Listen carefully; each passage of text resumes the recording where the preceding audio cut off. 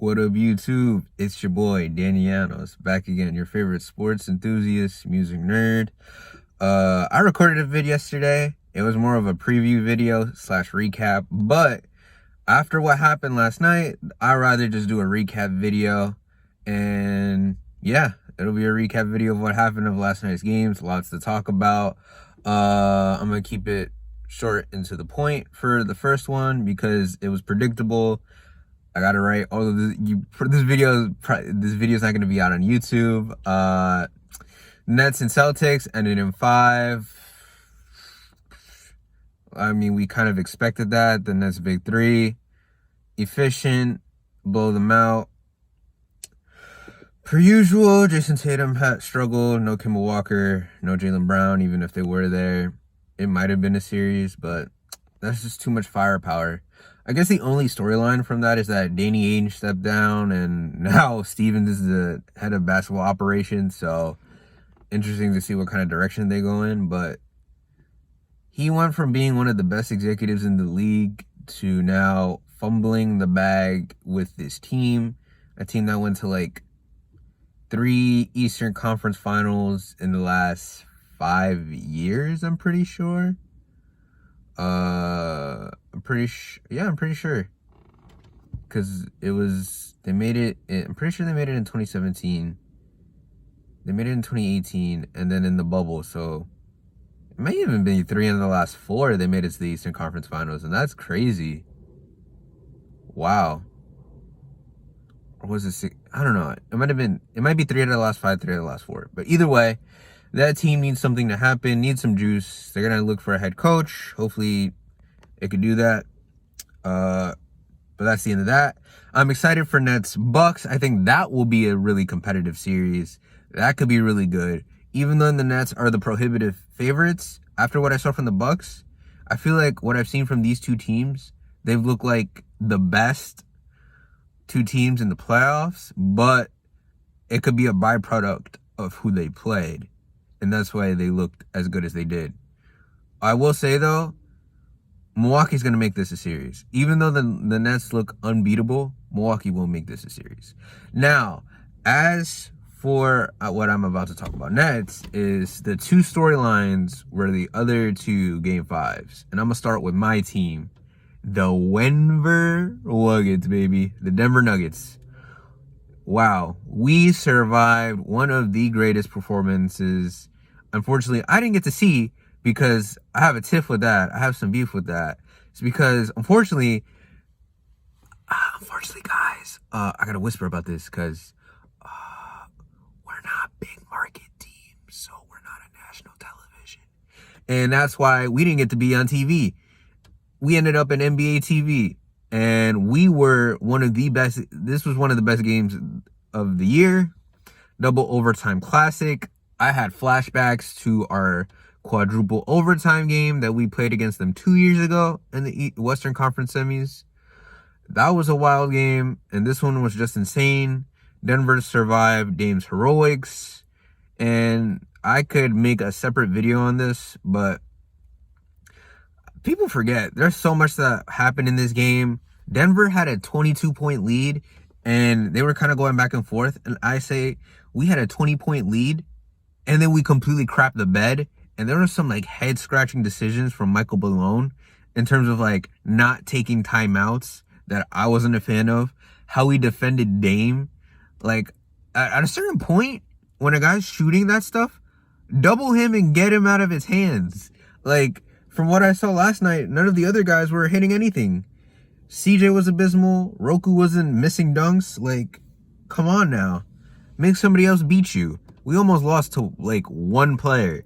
And this irritates me sometimes because we try to follow this one game plan and we always try to do, like, man up on somebody. But, man, did we not learn our lesson? I remember because a lot of people, like, forget about this game. Is when we lost to Golden State, and then it's the game where Jamal tore his ACL, unfortunately. But we let Steph drop 53 on our head, and we lost to 1 player, essentially. This almost happened again, and we were up 22. And then we let that stuff happen. It's, like, insane to me. What else happened in this game? Aside from Dame's heroics, which I'll get into his stats later. MPJ stepped up. Shout out to him. I was worried about him and I was scared because I had a feeling the playoffs he was gonna get clamped up, and he had a rough game 4. He only took 3 shots, had 3 points. This was a bounce back performance. Hit the game winning 3, put him up 143, 140. The Nuggets won 147, 140 in double overtime. In case you didn't notice, there was no defense being played in this game. We played defense for the first quarter. After that, we were just like Portland. MPJ stepped up. He had 26, 12, 2 steals, and 3 assists, I think. Best game he's had all series. On 10 of 13 shooting, 3 of 4 from 3. The MVP, Nikola Jokic, is going to get overshadowed by Dame's stat line and because of Dame's heroics. But he damn near had a 40-point triple-double. Although he took a bunch of shots to get there, and Dame was the more efficient player. Still a couple more shots, and he's shooting 50% from the field as well. It's just that he wasn't shooting the amount of threes or efficiently as Dame either. He had 38, 11, 9 assists. That is one thing I will say. This was his best facilitating assist game he's had in this entire series, which I'm happy about, which means more of our role players are hitting our shots. Austin Rivers had another big game. Monte Morris was so instrumental. Even though he didn't shoot great, I think it was like 7 of 17. He was still 4 of 9 from 3, which is 40-something%, I think. And he had 28 points off the bench, which is huge. And he was aggressive. He lived off the free throw line. We needed all those points to counteract Dame.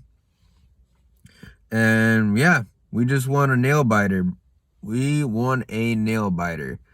Every time I think we pulled away, we were leading at the end of 4th. Dame hit his shots. And then in the first overtime, we lead. We have we had an 8-9 point lead, with 2 minutes or a minute and a half left. Dame comes back. I think it was 2.5 minutes. Monte misses some free throws.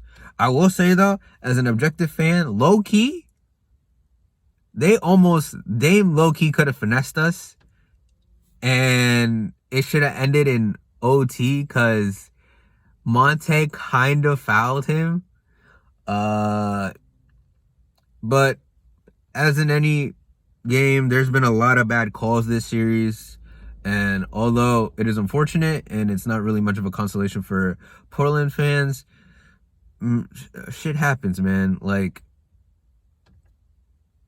As fortunate as that sounds, if you don't want to leave it to the refs, play some defense.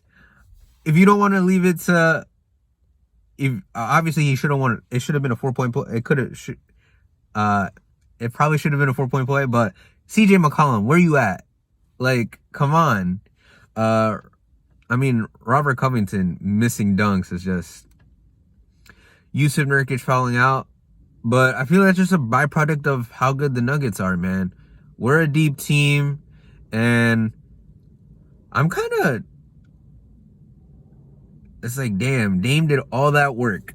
He put up 55 points, 17 of 24 in the field, 12 of 17 from 3, 6 boards, 10 assists, 3 blocks. Also, Nikola had 4 blocks, by the way. And I think they both had a steal. So, both of these guys stuffed the stat sheet last night. And it ended up in a loss. Rocco missing a dunk, and then CJ stepping out of bounds.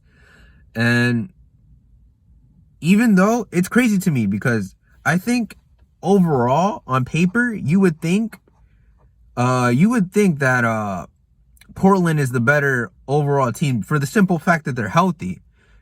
And they have CJ. If you had told me Jamal Murray injured, who's the second best player after Dame and Nikola? I kid you not. As a Denver Nuggets fan, I will not say MPJ. Most people would say CJ McCollum. He's a consistent 20-point scorer in the league, borderline all-star, and he had one of the better years.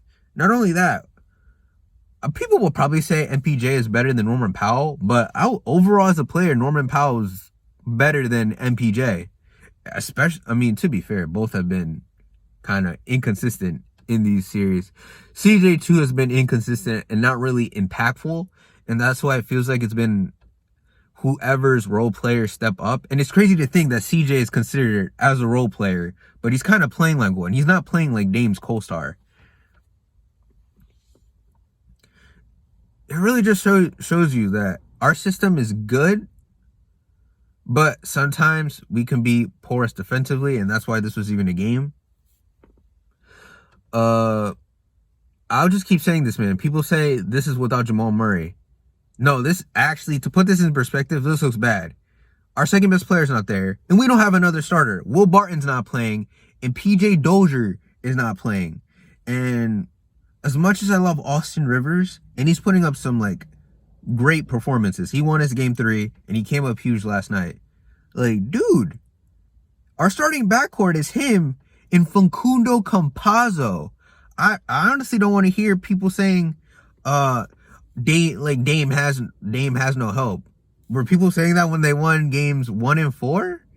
Like, it's crazy how narratives switch. Like, come game 6, Portland will probably win game 6 because that's the way the series has gone.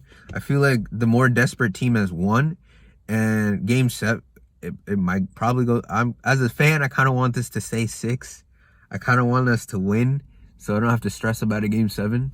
But that's all I have to say. As for free Dame, it's just like, dude, I feel like dude has too much pride, and he doesn't want to free himself, which I respect him for, and a lot of players respect him for it, for not switching up.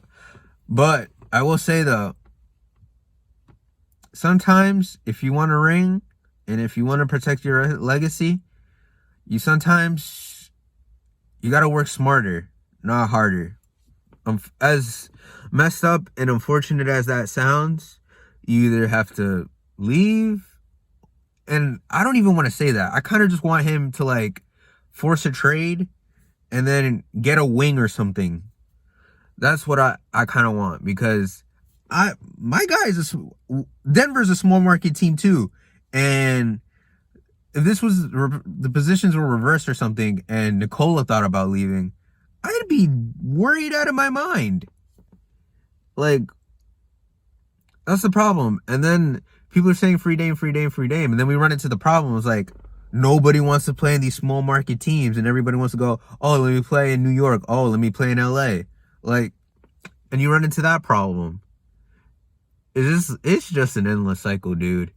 And it's also like the narrative is like, oh, great player, but Buddy doesn't have a ring. Like,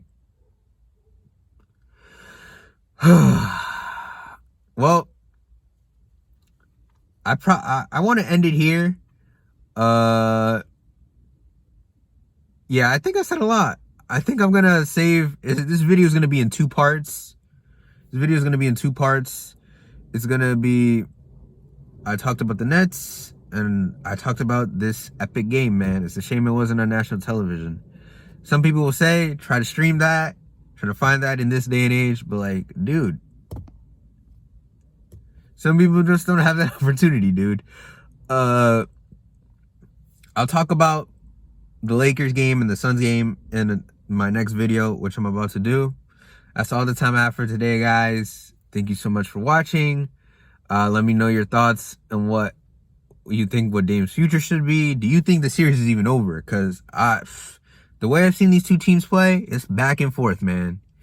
Give me your thoughts in the comments. Please subscribe to the channel. Please like the video. I'd greatly appreciate it. And please have a nice day, guys. Catch you on the flip side. Peace.